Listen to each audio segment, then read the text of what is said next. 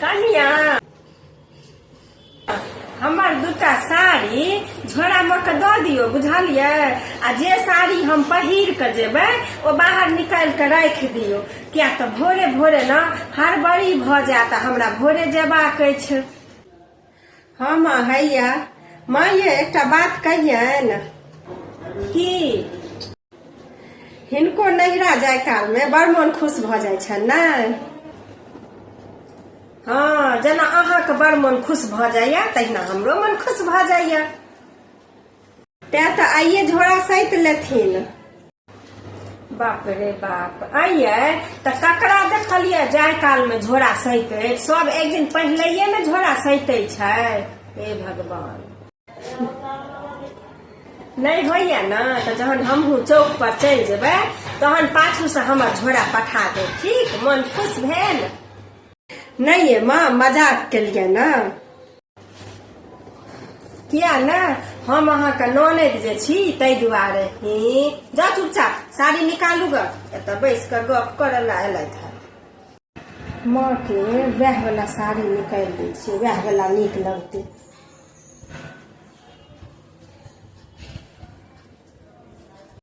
भने नवके साड़ी निकाल देलिए, केओ जे देखते तो हमरे न प्रशंसा हैत, सब तो ई तो कहते जे गई माय हुनकर जे पुतोह नीक छै, देखियो नवके साड़ी पहिरा के साउस के विदा केलकै। जा कनिया एकर साया ब्लाउज नहीं छै? माँ नहीं भेटै छन, हैया इहे वाला निकाल देलिए न, इहे वाला साया पहिर लिहैथ जे पहिर के जेबै हम। साया ब्लाउज की कर देलकै। माँ गाड़ी आबि गेलनि, तैयार नहीं भेलखिन है एखन तक।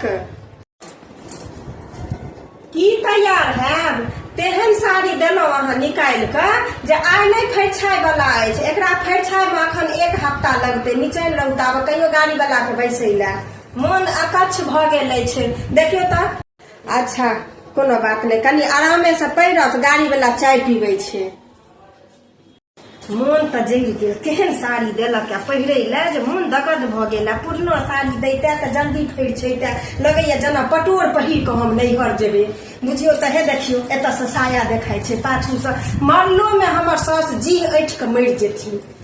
जीवैत में कहियो ने हमसब एना ई पहिरलहुँ, देखियो तऽ। माँ आबथ न, बैसथ न एतऽ, कनी नह रंग दै छियनि।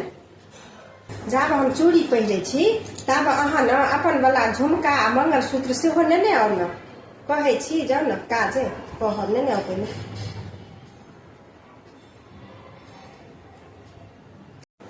जहन एते श्रृंगार कइये लेलहुँ तऽ ओहो पहिरे लेब, नीक लागत, शौक होइया।